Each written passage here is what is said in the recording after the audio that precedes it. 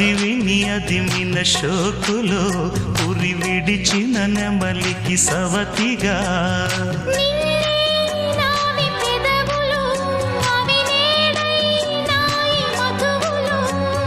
రెండు నాయి తనువులు అవి రేపవ్వాలి మనువులు